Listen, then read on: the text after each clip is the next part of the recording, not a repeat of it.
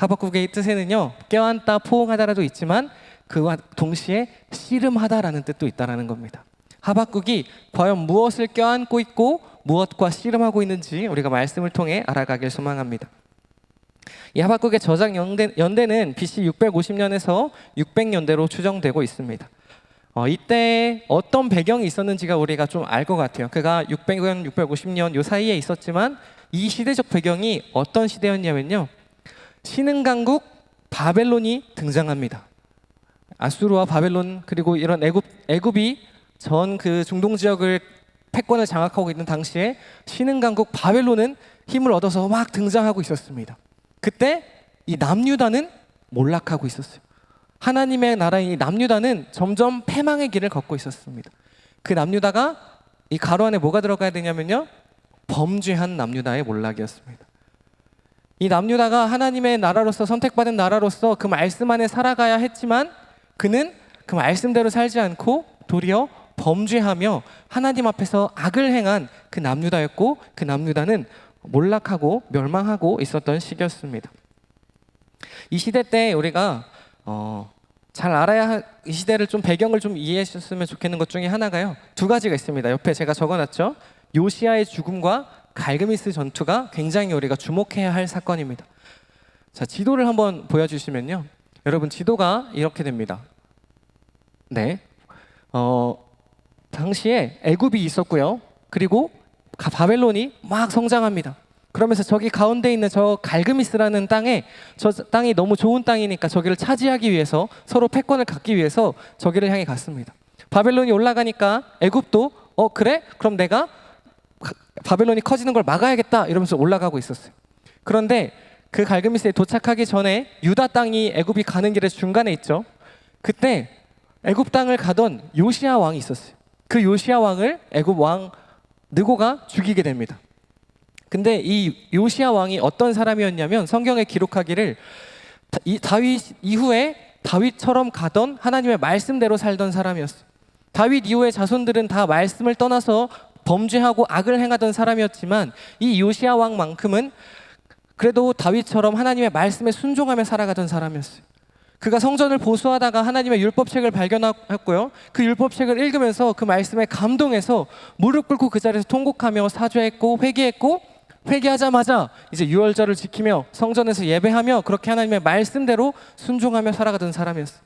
범죄하던 남유다 가운데에 이제 하나님의 말씀이 심겨져서 그 남유다가 회복하나 싶었을 그때 갈그미스 전투가 발발하게 되고, 애굽에서 올라가다가 무깃도 전투에서 요시야 왕이 죽게 됩니다.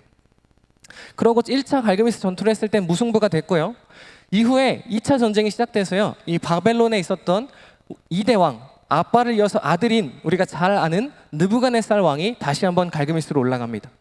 이번에는 애굽도 올라갔다가 거기서 대패하게 돼요. 그 당시 패권을 가지고 있던 애굽이 지게 되고, 바벨론이 완전히 강성하여서 유다로 내려왔다가 당시 유다의 왕이었던 여호와김이라는 왕을 끌고, 여호와김과 함께 다니엘을 끌고 갑니다. 그렇게 남유다의 1차 포로가 진행되게 된 거죠. 이 역사적 배경을 우리가 잘 알고 있었으면 좋겠습니다. 이 상황 속에서 하박국은 하나님을 향해 기도합니다.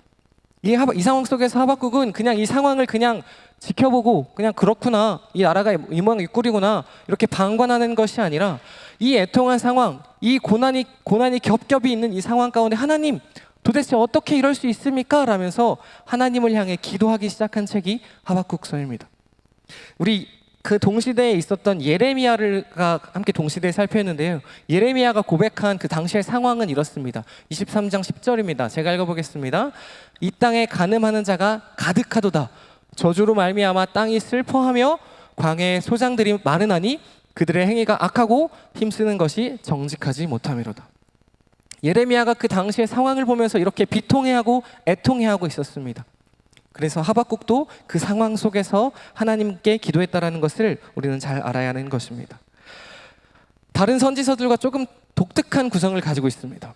다른 예레미야서나 스바냐 다른 책들은 하나님이 그 선지자에게 말씀하시면 그 선지자가 그 백성들에게 나아가서 하나님의 말씀을 대언합니다. 우리가 많이 본 구조죠. 하지만 이 하박국은 그렇지 않아요. 하나님이 먼저 하박국한테 말씀하시기 전에 하박국이 이런 애통한 상황, 고난 속에 있는 상황 속에서 이것들을 그냥 넘어가는 것이 아니라 하나님께 그가 질문합니다. 하나님, 대체 이게 무슨 상황입니까? 어떻게 이럴 수 있습니까? 이 말도 안 되는 고난을 하나님이 허락하신 거 맞으십니까? 그러면서 이 하박국이 백성들의 고난을 대변해서 하나님께 질문합니다. 그럼 하나님은 들으시고 그거 아니야 라면서 말씀해 주시고, 하박국이 한 번 더 하나님께 질문하고 하나님 답변해 주시고, 그러면서 이 본문의 구성을 보시면요, 하박국의 질문과 하나님의 대답, 그리고 구원을 향한 기도와 믿음의 고백으로 하박국이 구성되어 있다는 것을 여러분 잘 기억해 주시길 부탁드립니다. 여러분, 여기 하박국의 질문인데요, 이걸 우리가 우리의 감정을 넣어서 한번 읽어봐 주시겠습니까? 자막 한번 띄워주시고요. 이 어느 때까지일까를 마치 성우 배우가 된 것처럼 여러분들의 감정을 실어서 하나님께 질문하듯이 한번 읽어봐 주시면 좋겠습니다. 시작. 어느 때까지일까? 여러분, 우리가 이런 어느 때 감사합니다. 이 하박국, 우리가 읽은 것처럼 하박국이 정말 그 속타는 마음으로 하나님께 질문하고 있는 것을 우리가 함께 보길 원합니다. 1절에 보니까요, 선지자 하박국이 묵시로 받은 경고라 라고 성경은 기록합니다. 많은 성경책을 보면 누구누구의 아들 누구가, 누구누구의 아들 누구가, 성경은 이렇게 주로 기록하고 있습니다. 그래서 그 사람의 신분, 가문, 역사적 사실을 증명하고 있는데, 하박국은 제가 생각할 때 완전 상남자 같은 그런 가문의 어떠함 이런 거 필요 없어, 나 그냥 선지자야 이러면서 자기를 선지자 하박국 이걸로 자기소개를 끝내고 있는 거예요. 그냥 자기가 선지자라는 것에 담대했고요, 자기가 누구의 가문 이런 거 필요 없이 하나님께 물어야 돼요. 빨리 말해야 돼요. 그래서 선지자 하박국이 묵시로 받은 경고라라고 이야기하고 있는데요, 여기서 묵시라고 하는 것은 감추어진 것을 보다라는 뜻을 가지고 있어요. 감추어진 것을 들추다, 비밀을 폭로하다라는 뜻을 가지고 있는 묵시고요, 경고라고 해석된 이것은요, 사실은 경고가 아니라 무거운 짐이라는 뜻입니다. 예수님께서 무거운 짐진 자다 내게로 오라 할 때 그 무거운 짐이 이거예요. 이걸 다시 해석하면요, 선지자 하박국이 하나님께서 보게 하신 무거운 짐은 이것입니다 라는 성경 구절입니다. 선지자 하박국이 하나님이 비밀을 폭로하게 보여주신 무거운 짐입니다 라고 성경을 시작하고 있는 거예요. 자, 그럼 하박국이 과연 보았던 하나님이 보게 하신 무거운 짐은 무엇이겠습니까? 우리 함께 봅시다. 2절에는 이렇게 기록합니다. 2절에 보니까 여호와여, 내가 부르짖어도 주께서 듣지 아니하시니 어느 때까지일까? 강포로 말미암아 외쳐도 주께서 구원하지 아니하시니다. 이 하박국이 답답한 상황을 설명하고 있습니다. 그가 하나님께 향하여서 주님께 부르짖어도 하나님은 침묵하시고, 하나님께 외쳐도 하나님은 침묵하고 계신 현실입니다. 여러분, 우리가 이럴 때가 있지 않습니까? 우리가 하나님 앞에 간절히 기도하고 하나님 앞에 부르짖고 외쳐도 하나님께서 침묵으로 아무 대답하지 않는 것처럼 느낄 때가 있지 않으셨습니까? 하나님의 응답을 찾지 못하고 듣지 못할 그때, 우리는 그럴 때 정말 더 이 하박국처럼 계속해서 하나님한테 외쳐야 되는 줄 믿습니다. 하나님이 답하지 않는다고 하셔서, 우리가 외칠 때 하나님이 응답하지 않는다고 하셔서 하나님 나를 떠나셨어, 끝이야, 포기하는 것이 아니라 오늘 성경에 읽은 우리 하박국처럼 그 하나님의 침묵 앞에 잠잠하게 그냥 뒤로 물러서기보단 끝까지 침노함을 통해서 하나님의 응답을 듣는 저와 여러분들에게 소망합니다. 이 하박국은 그 하나님께서 부르짖지 않는 그거에 대해서 원망하면서 계속해서 하나님께 질문합니다. 3절에 보니까요, 우리 다 같이 한번 읽어보겠습니다. 시작. 어찌하여 내게 죄악을 보게 하시며 배역을 눈으로 보게 하시나이까? 겁탈과 강포가 내 앞에 있고 변론과 분쟁이 일어났나이다. 아멘. 그가 보게 한 게 바로 이거. 제가 아까 말씀드렸죠. 그가 묵시로 받은 경고, 하나님이 보게 하신 짐은 이 땅 가운데에 지금 현재 남유다 가운데 일어나고 있는 죄악과 이 바벨론이 행하고 있는 태악을 이 하나님께서 하박국에게 보게 하신 것입니다. 그는 보고 싶지 않았고 알고 싶지 않았지만 하나님이 하박국에게 보게 하셨고 하박국에게 기도하게 하신 거예요.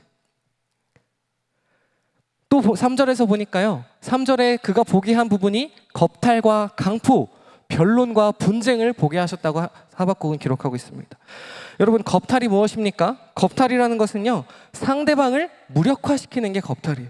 그래서 위협과 폭력으로 상대방을 어떤 것을 빼앗는 것, 성적인 건 역시 마찬가지죠. 무력으로 그것을, 상대방이 원하지 않는 것을 빼앗는 게 겁탈이고요. 강포는 뭐냐면 무자비한 폭행이에요. 상대방을 가리지 않고 무자비한 폭행이 바로 강포입니다. 이 강포가 성경에 언제 등장하냐면요, 하마스라는 단어인데요, 이것은 창세기 6장 11절에 등장합니다. 창세기 6장 11절, 그때 온 땅이 하나님 앞에 부패하여 포악함이 땅에 가득한지라. 저 포악함이 강포입니다. 저 때가 언제냐면 하나님께서 백성들을 지으신 것을 후회하셨던 그 노아의 시대 때, 온갖 죄악과 악행이 행행했던 그 노아의 시대 때 하나님이 그들을 보며 포악함이 땅에 가득했다라고 말씀하셨던 그때, 바로 이 강포가 그때를 이야기하고 있는 것입니다. 그 노아 시대처럼 범죄함과 죄악이 횡행했던 그 시대가 하박국 시대에도 일어나고 있었던 것입니다. 변론은 무엇입니까? 누군가 나한테 억울하게 문제 제기를 했을 때 그것이 아니라고 변명하고 해명하는 것이 변론이고요. 또 그것들이 이해되지 않고 서로 싸우게 될 때 일어나는 것이 분쟁입니다. 이것, 겁탈과 강포, 변론과 분쟁이 만연한 현실에 대해서 하박국은 고발하고 있으며, 하나님, 이건 잘못된 현실 아닙니까? 남유다 안에 일어나는 겁탈과 바벨론이 행하는 강포가 이게 맞는 것입니까? 라며 하나님한테 그 현실을 고발하고 있는 것입니다. 또 4절의 말씀을 보니까 이러고 있습니다. 4절의 말씀에 이러므로 율법이 해이하고 정의가 전혀 시행되지 못하는 상황, 겁탈과 강포로 인해서 율법이 완전히 무너지고 하나님의 정의가 시행되지 않고 정의가 굽게 행해지는 이 상황을 향해서 하박국은 하나님의 창조 질서에 대한 반항이며 오류라고 고발하고 있는 것입니다. 우리 괄호를 한번 채워볼까요? 괄호는 하나님의 창조 질서에 대한 반항이며 오류라는 것을 하박국은 고발하고 있는 것입니다. 겁탈과 강포, 변론과 분쟁은 하나님이 창조하신 그 창조 질서인 공의와 정의, 이해와 사랑에 전면적으로 대치되는 것입니다. 전혀 하나님이 창조하신 그 세상 가운데 부합하지 않는 하나님의 창조 질서에 대치되는 그 겁탈과 강포가 그 남유다 가운데 바벨론으로 인하여 일어나고 있었다는 것을 하박국은 고발하고 있는 것입니다. 사랑하는 성도 여러분, 우리가 함께 꿈꾸며 만들어가야 하는 하나님 나라, 우리 가정, 우리 교회가 하나님 창조 질서 아래 있는 교회가 되길, 그런 공동체 되길 축복합니다. 우리 안에 결코 있어서는 안 되는 것이 분쟁이요, 분란이요, 서로 강포요, 겁탈하는 이러한 일들이 어떠한 형태로라도 우리 공동체, 우리 교회, 우리 가정 안에 있지 않길 축복합니다. 그래서 하나님의 정의와 하나님의 공의와 하나님 서로가 서로를 사랑하고 서로를 이해하는 이해와 사랑이 우리의 모든 공동체, 우리의 가족 안에 있기를 축복합니다. 하박국은 그래야만 했는 하나님의 나라가, 그 하나님의 창조 질서가 잘 이루어져야 되는 그 하나님의 나라가 그렇게 이루어지지 않고 있자 하나님을 향하여서 고발하며 하나님을 향해 원망하고 있었습니다. 그러자 하나님께서 이렇게 대답하십니다. 두 번째 문단으로 넘어가서 하나님이 내가 이를 행하리라 라고 말씀하십니다. 우리 5절의 말씀 한번 읽어보겠습니다. 5절입니다. 다 같이 읽어보겠습니다. 시작. 여호와께서 이르시되 너희는 여러 나라를 보고 또 보고 놀라고 또 놀랄지어다. 너희의 생전에 내가 한 가지 일을 행할 것이라. 누가 너희에게 말할지라도 너희가 믿지 아니하리라. 아멘. 하나님께서 그 하박국의 그 원통함, 그 불만을 들으시면서 내가 너희한테 한 가지 일을 행할 거야. 내가 그냥 손 놓고 바라보지만 않을 거고 그 일들이 일어날 때 난 책임 없어. 니들 알아서 해. 그렇게 방관하지 않을 거야. 한 가지 일을 행할 거야. 그런데 그 일을 말할지라도 믿지 않을 것이다 라고 이야기하고 있는 것입니다. 하나님이 그렇게 말씀하십니다. 하나님이 어떤 일을 행하시냐면 우리가 믿지 않을 놀라운 일을 행하시는데 6절에 보니까요. 6절에 보라 내가 사납고 성급한 백성 곧 땅이 넓은 곳으로 다니며 자기의 소유가 아닌 거처들을 점령하는 갈대아 사람을 일으켰나니 라고 말씀하신. 제가 아까 말씀드렸죠. 바벨론 사람들이 신흥강국 바벨론이 막 성행하여서 갈그미스 가운데 막 와서 그들의 땅을 빼앗고 심지어는 남유다에 와서 그 왕과 다니엘을 포로로 잡아갑니다. 그들의 원망, 이 남유다의 원망이 되는 그 바벨론 사람, 이 갈대아 사람이 바벨론 사람이거든요. 그 바벨론 사람을 그 누구도 아니라 하나님이 그들을 일으키셔서 그들로 통하여 남유다를 이렇게 패망의 길로 걷게 한다고 말씀하고 계신 것입니다. 사랑하는 성도 여러분, 이 상황이 이해가 되십니까? 동의가 되십니까? 하박국이 하나님 이게 대체 무슨 일입니까? 너무 힘듭니다. 고난 중에 있습니다. 살려주세요. 구원해주세요. 라고 그렇게 외치는 상황에서 하나님이 들으시다가 내가 너네한테 한 가지 일을 행할 건데 사실은 말이야 너네가 힘든 그 원인 내가 만든 거야. 내가 일으킨 거야 라고 있는 것입니다. 그 가운데 하박국이 너무 어이가 없었을 것 같아요. 아니 내가 그걸 원했던 게 아니에요. 하나님 나를 구원해달라 그랬지 언제 나를 치는 그 사람들을 일으켜달라고 했습니까? 나를 살려달라고 했지 언제 나를 죽이는 그들을 일으켜달라고 했습니까? 라며 하나님한테 원망할 수밖에 없는데 하나님 그렇게 일하셨다라고 오늘 하박국에게 이야기하고 있는 것입니다. 사랑하는 성도 여러분, 이 부분에서 우리가 함께 생각했으면 하는 것은 때로는 어쩌면 우리가 기도할 때 하나님을 향해서 하나님은 오셔서 요렇게 응답하시면 돼요. 따르게 말고 제가 원하는 요 말대로 요 문구대로 그대로 행해서 내 삶 가운데 역사해 주세요 라고 기도하고 있는지 아는지 우리가 한번 되돌아봐야 하는 줄 믿습니다. 우리가 하나님을 향해서 기도하고 간구하고 소망을 드릴 때 하나님 모든 가능성을 열어서 하나님 원하시는 대로 해주세요 라고 말하지만 사실 우리 마음 한켠 깊은 곳에선 하나님 그래도 요렇게 됐으면 좋겠고 하나님께서 요렇게 채워주셨으면 좋겠고 이런 길로만 인도해 주셨으면 평탄한 길로만 인도해 주셨으면 좋겠습니다 라고 기도하고는 있지는 않은지 한번 우리가 되돌아보길 소망합니다.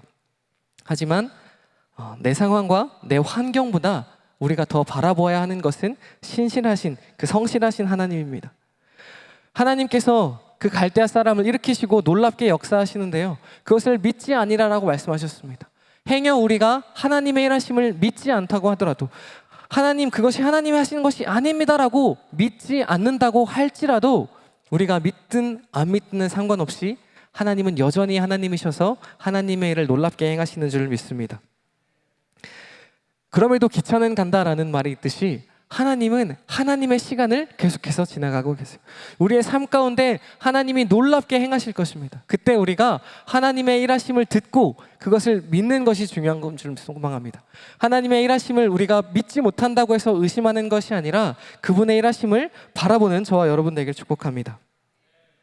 7절에 보니까요, 하나님께서 그들을 이렇게 평가하십니다. 그들은 두렵고 무서우며 당당함과 위엄이 자기들에게서 나오며, 이 바벨론 사람들은 당당함과 위엄이 하나님으로부터 오는 것이 아니라 자기들로부터 오는 사람들이라고 기록합니다. 또한 11절에서 기록하기는요, 그들은 자기들의 힘을 자기들의 신으로 삼는 자들이라.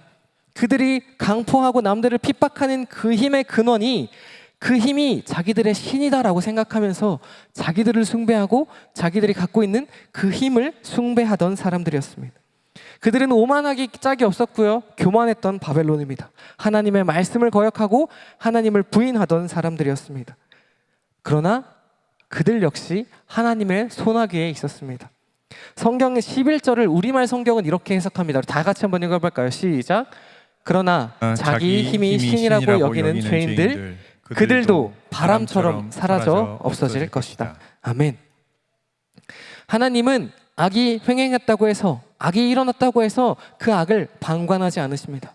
다만 그 악을 사용하여서, 지금 일어나고 있는 그 악을 사용하셔서 하나님의 백성을 훈계하고 바른 길로 인도하실 뿐이십니다. 그렇다고 해서 그 악이 일어난 것을 그냥 그대로 두는 것이 아니라 그 악도 하나님의 때에 하나님 앞에서 심판받을 것을 분명히 말씀하고 계신 줄 믿습니다. 하나님은 결코 그 악에 대해서 용납하시는 분이 아니십니다. 다만 지금 죄악 중에 있는 이 남유다를 심판하시고 벌하시기 위해, 그들을 바로잡기 위해 일어난 악을 사용하셔서 그들을 훈계하실 뿐, 그러고 나면 그 바벨론조차 바람처럼 사라지게 될 것을 약속하신 것입니다.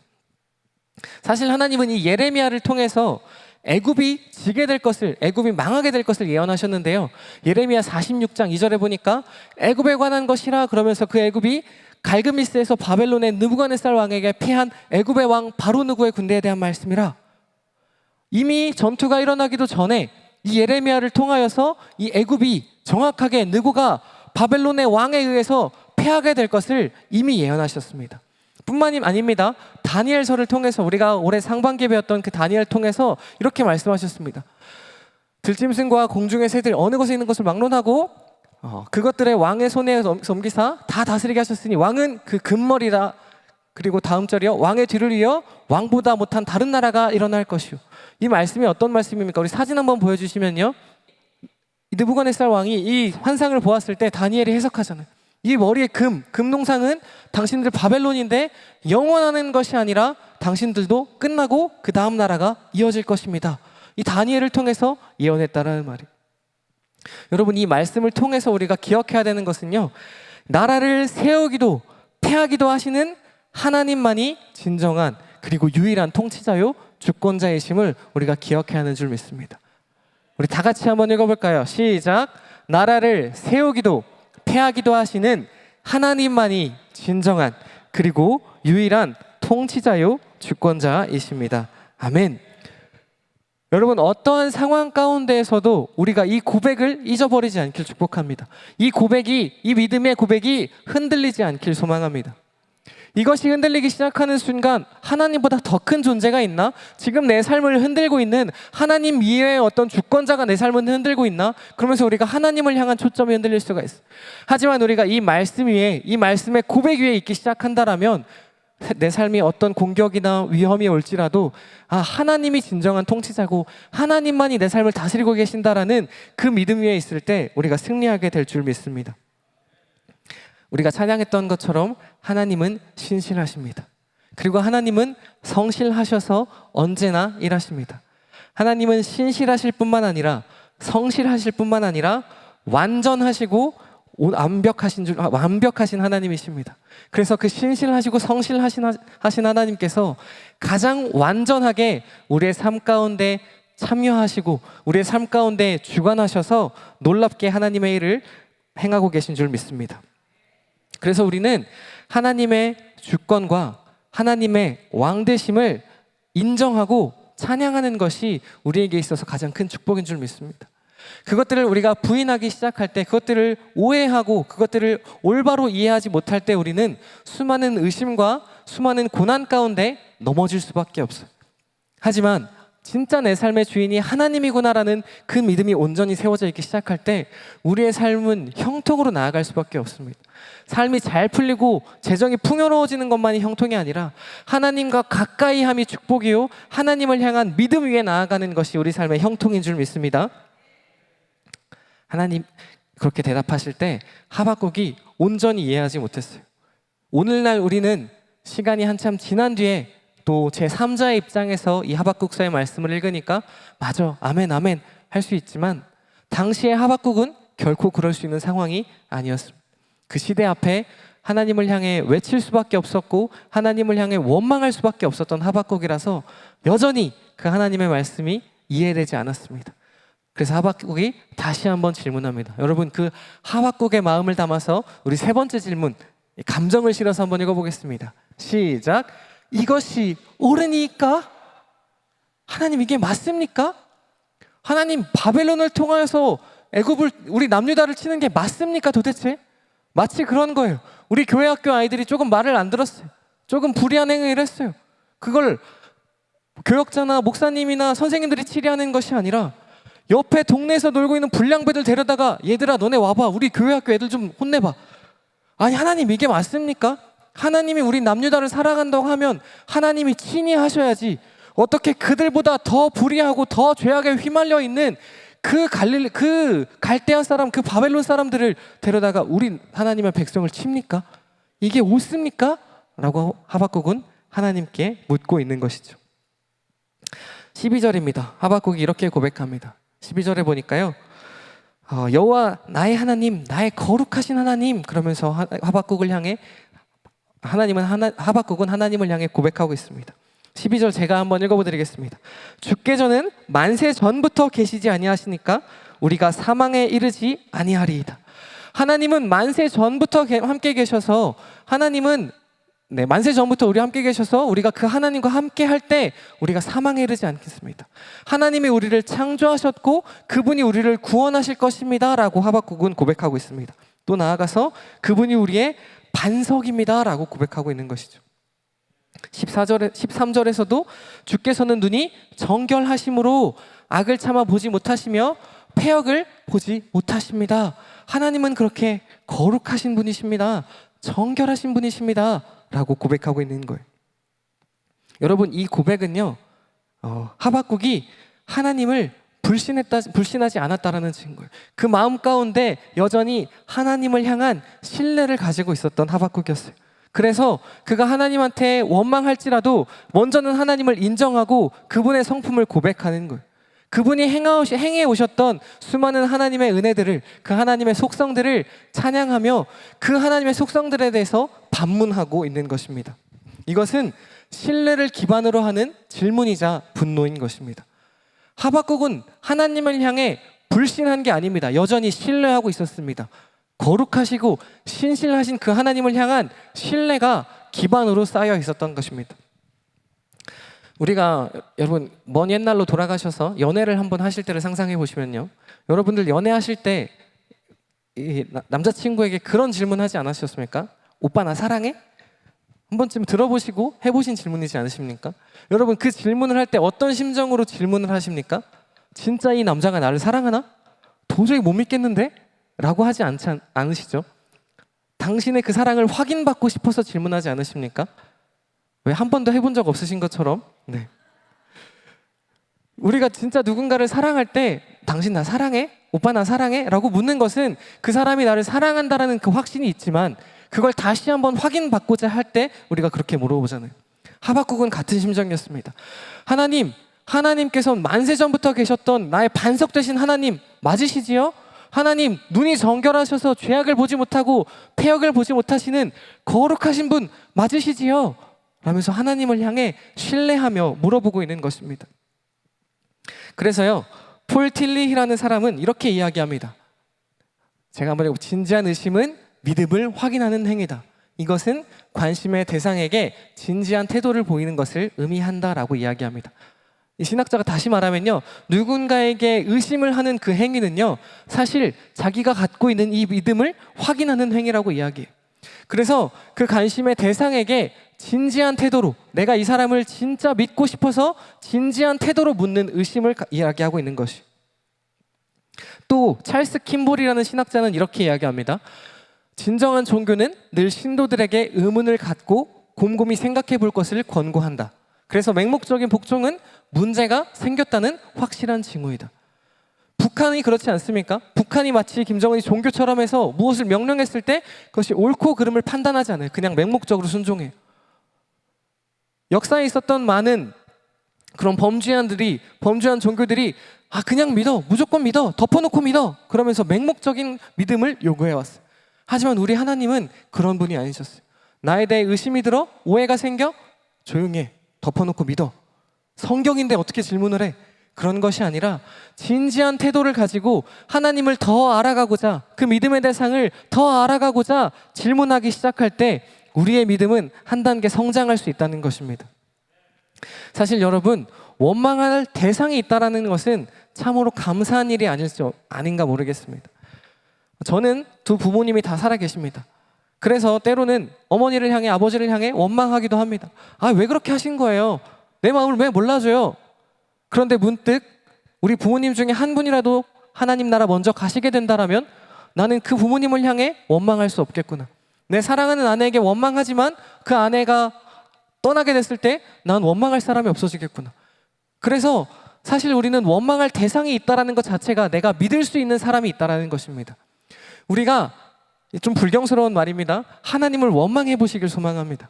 하나님을 향해 의문점을 가지고 하나님께 질문해 보시길 축복합니다. 우리가 이해가 안 되는 어떠한 사건들이 있을 때, 도저히 내 머리로는 해석되지 않는 그 사건이 있을 때 하나님 알아서 하시겠지, 그냥 믿는 것도 믿음일 수 있겠지만 때로는 이 하박국처럼 하나님께 가지고 나아가길 축복합니다. 그냥 하나님 무슨 일을 행하시렵니까? 조용히 있어도 하나님 여전히 알아서 일하시겠지만 우리의 믿음이 정말 하박국처럼 성장하기 위해서는 하나님께 가지고 나아가서 하나님을 향해서 기도해야 하는 것입니다.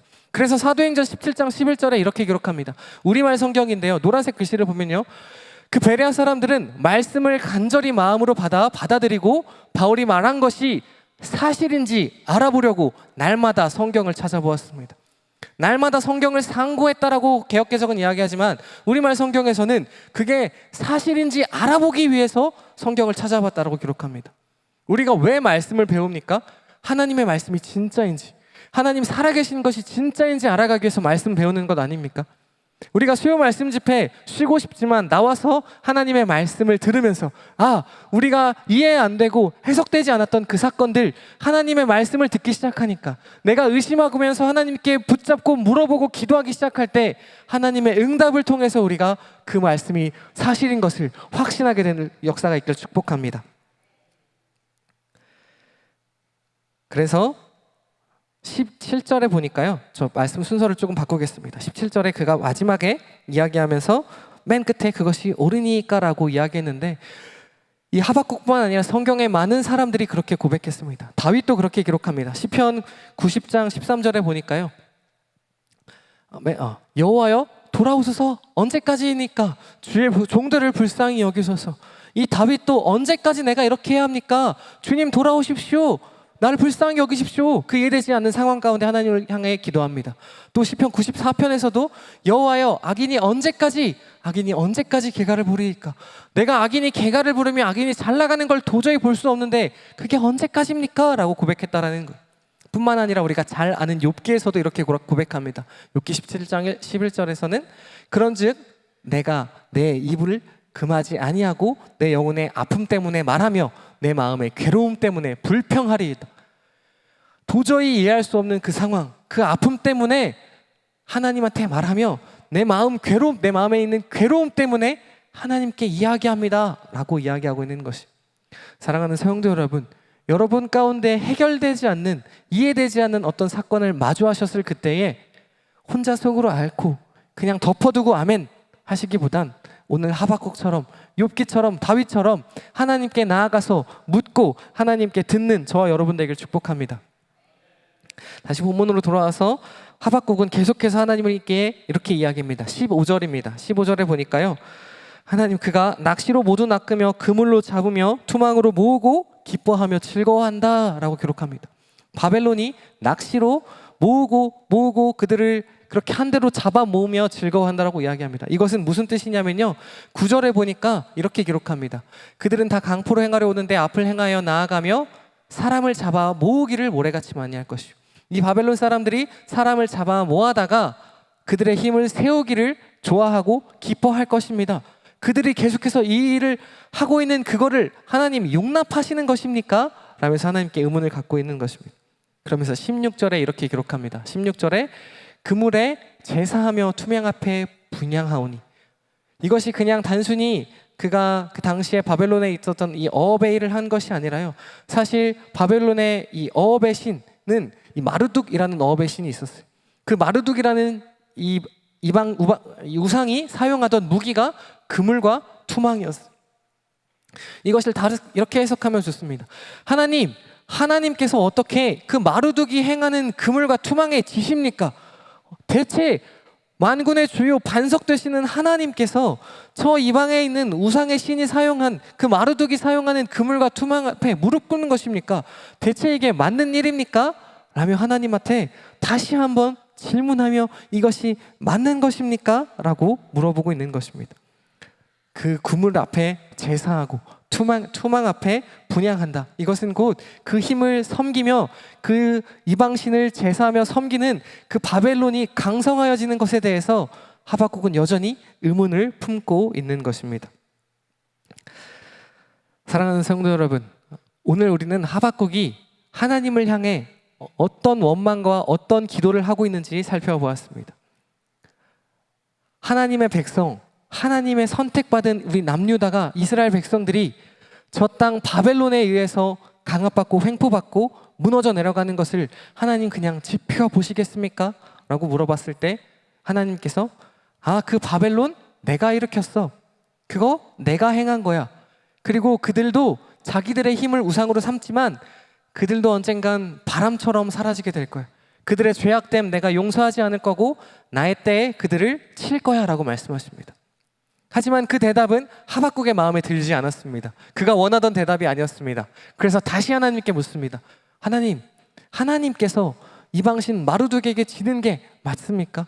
거룩하시고 신실하신 하나님, 그 하나님께서 패배한다는 것이 맞습니까? 그렇게 질문하고 있습니다. 오늘은 우리가 여기까지 살펴보려고 합니다. 그리고 2장에서는 하나님이 다시 하박국에게 대답해 주시고 또 하박국이 하나님께 이야기하고 두 번째 라운드가 시작됩니다. 여러분 그때를 기대하셨으면 좋겠습니다. 우리 정리 말씀 초록색 있는 이 정리를 다 같이 한번 읽어보겠습니다. 시작. 하박국은 불의한 세상에 고통을 안고 씨름하는 사람이었고 하나님께서 보게 하신 것을 묵인하지 않고 하나님 앞으로 가지고 나와 기도하는 사람이었다. 제가 오늘 제목을 그 폭풍 속으로라고 지었습니다. 그것은 무엇이냐면요, 하박국은 그 남유다가 행하고 있던, 남유다가 겪고 있던 그 폭풍 속으로 들어간 사람이었습니다. 나 아무 일 없어, 그냥 나 이젠 남유다 나랑 별개의 사람이야, 아무렇게나 해, 그렇게 남유다를 떠나고 무시하고 묵인했던 것이 아니라 그 폭풍 속으로 들어가서 그 가운데에서 그들을 끌어안고 그 고난을 끌어안고 하나님께 기도했던 사람이었습니다. 사랑하는 성도 여러분, 우리가 그런 사람 되길 축복합니다. 우리 적용 1번입니다. 1번은요, 우리가 오늘 함께 기도했으면 좋겠는 부분입니다. 먼저는 하나님은 선하시고 언제나 일하시는 하나님이심을 신뢰하시길 축복합니다. 우리가 믿든 안 믿든 우리의 감정이 어떠하든 하나님은 여전히 선하십니다. 하나님은 여전히 하나님의 일을 행하십니다. 우리가 그 하나님을 향한 신뢰가 굳건하길 축복합니다. 두 번째 우리가 다 같이 읽어볼까요? 시작. 이해가 되지 않는 상황일수록 기도하여 믿음을 향한 의심을 통해 믿음에 이르길 소망합니다. 이해가 되지 않는 그 상황 속에서 우리가 하나님을 포기하고 하나님을 떠나버리고 하나님이 아닌 그냥 사람을 찾아다니고 내 스스로 방법을 찾아다니는 것이 아니라 그 이해가 안 되는 그 상황 속에서 우리는 믿음을 향한 의심을 통해 하나님을 향해 하나님께 나아가서 온전한 믿음에 이르는 저와 여러분 되길 축복합니다. 마지막 세 번째 다 같이 읽어볼까요? 시작. 세상의 고통과 함께 아파하고 기도하길 소망합니다. 오늘날 유독 심한 것 같아요. 올해 하반기 들어서면서부터 이 관악구에만 해서도 흉흉한 사건들이 많이 일어났죠. 우리가 함께 슬퍼해야 할 일들이 정말 사회 곳곳에 일어나고 있습니다. 그런데 그때 나만 아니면 돼 라고 우리가 손 놓는 것이 아니라 정말 이 나라 가운데 일어나는 그 아픔들에 우리가 함께 고통 속으로 들어가길 축복합니다.